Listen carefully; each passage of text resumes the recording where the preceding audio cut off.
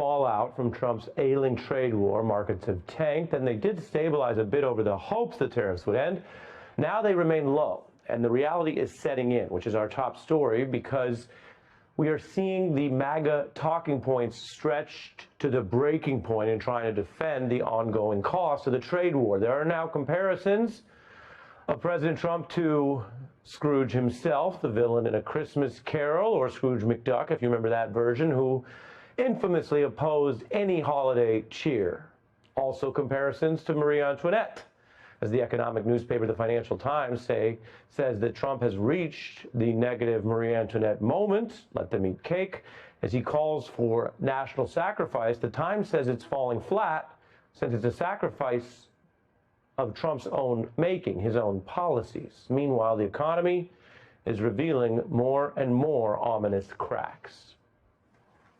They charge us, we charge them. This, I think fair to say, is worse than the worst case scenario of the tariffs. Burning down the house to cook a steak. The Dow, the S&P, and the NASDAQ all down between 3.5% and now 5%. Economic Armageddon. Trump's trade war wiping trillions of dollars in value from these markets. I know very few people, very few people, I could probably count them on a hand, who think that this is a good idea.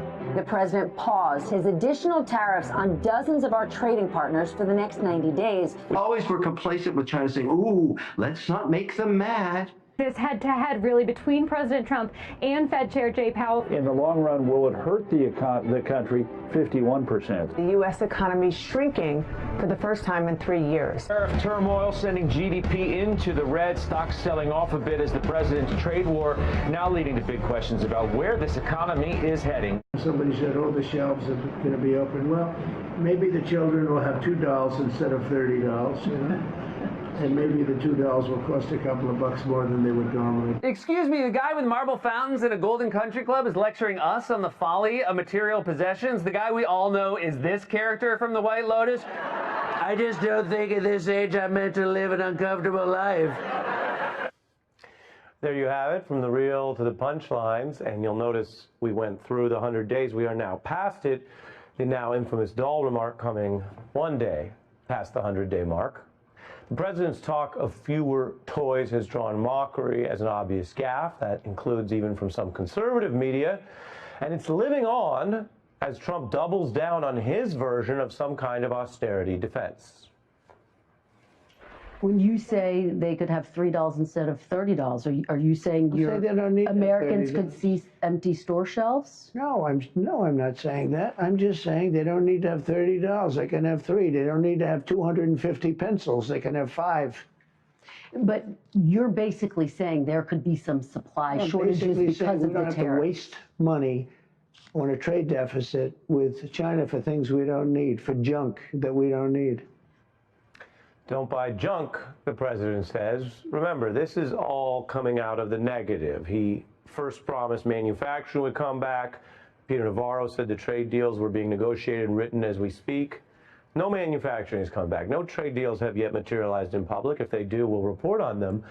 But we've gone from just those false and hollow claims and predictions to now the president telling people not to buy foreign junk or to buy toys or pencils, but where does he think these things come from? It's becoming a kind of austerity plan where he just tells everyone sort of blithely, don't buy stuff that kids might need. And it brings these comparisons, as I mentioned, of Trump to Scrooge or Scrooge McDuck. Everyone's favorite Scrooge, if you had to pick one, tomato, tomato. But the point is that that is his allies, including in some conservative outlets, like I mentioned, embracing the branding of a greedy rich person who is out of touch as a kind of warning signal to Trump. Meanwhile, here's domestically on more the political side what concerns Republican strategists.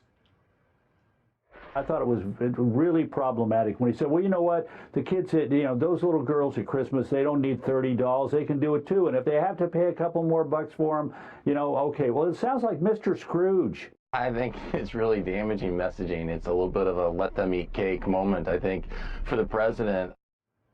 Again, those are both Republicans. The concerns there, as stated, are about messaging or spin or PR, as we all hear it in politics. But that messaging is about an underlying reality. And I want to remind you, this isn't going away. This is our life. This is why we cover the news, whether we like what's happening or not. The reality under Trump is the tariff costs on Americans go well beyond the toys. There are mounting construction costs. There's concern about cracks in the housing market.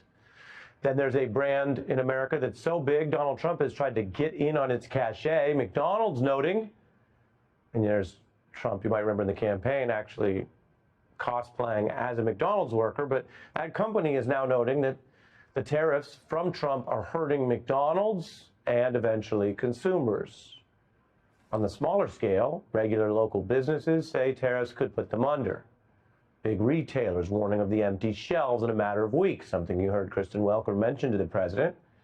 And meanwhile, there's a context to all this. And this part might be a little obvious, but I want to emphasize it. Trump is saying less dolls for you, but he still wants more money, payouts, and perks for himself. He's pocketing millions in these digital currency projects. He's hawking access to the White House for donations, some of which may not be traceable through this crypto, let alone accountable. The Times reports that Trump's sons, Don and Eric, are also continuing to get big payouts in these foreign country deals, a luxury hotel in Dubai, a second high-end residential tower in Saudi Arabia, a new golf course and villa complex in Qatar. All of this in New Times reporting.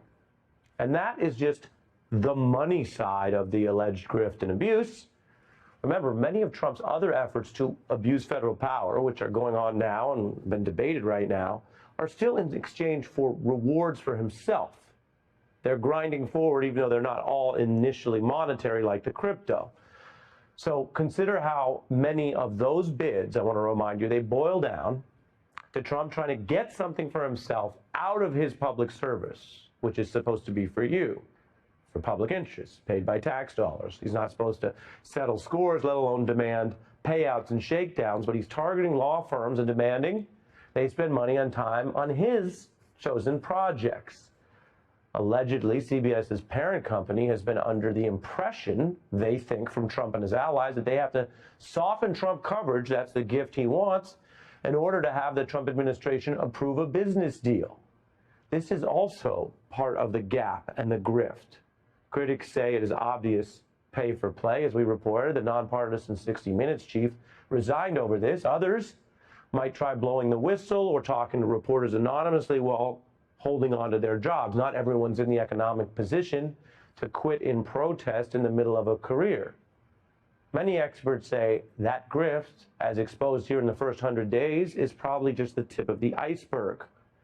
And so that's all going on, the pocketing, the deals, the pay for play, while Trump continues to lecture the general public, the regular American family, about cutting back on dolls or pencils. It is quite a contrast. If you saw it in a movie about some politician that was not on the level, you might say it was a bit too overdone. Trump's Republican allies, who used to hammer inflation costs in the Biden era, was a big topic of the debate. Now, those Republicans say paying the higher price of this Trump era is, I guess, some kind of acceptable part of pain for Americans. No pain, no gain. That's what we used to tell our football players. There's going to be some pain with tariffs. And there could be some pain along the way. Yeah. But you will be thankful once you go through the tough stuff. There's absolutely going to be short-term pain. The president's been clear about that. Everyone has. I'm behind the president 100%. There'll be disruption and pain on the front end. There will be pain is now become present tense. There is pain. Consumer confidence is down. The markets are down. Trump's approval, also down. Republicans defending economic pain as a talking point. You can see it's become something they repeat because apparently lying about how bad things are would likely make voters angrier. When people can check their retirement accounts, they can see the costs, they can hear on whatever media channel they use the president not saying things are good or buy what you want or let's grow together, best times are ahead, but rather saying maybe your kids have too many dolls, maybe your kids have too many pencils, so cut back. Now, Trump says he does have responsibility for his tariffs' impact. He kind of coughed that up when pressed by NBC's Kristen Welker in this new interview. When does it become the Trump economy? It partially is right now, and I really mean this. I think the good parts are the Trump economy, and the bad parts are the Biden economy. But, sir, you acknowledge when you announced your tariffs, for example, the stock market dropped. It's been volatile. It has since gone up. It is. Do you take responsibility for that? Yeah. Do you take responsibility when it drops? Ultimately, I take responsibility for everything, but I've only just been here for a little more than 3 months. It has been just over 3 months. That's also part of Trump's problem. A factual review of what's happened in that time, including the economy, as we showed you over the days, shows Trump's governing problems and the tariff confusion and the trillions of dollars wiped out. Economic experts and MAGA allies also pleaded with him across those days when we got to day 40 and 50 and 60. They, who support him in general, as we reported, were pleading with him to stop making it worse with a trade war that foreseeably, predictably hurt the American consumer. And we've tracked how, one could say, from the markets to the mall, to the windows to the wall. Trump's market is a depressing picture of how to get low, get low, get low, but in a bad way, if you will.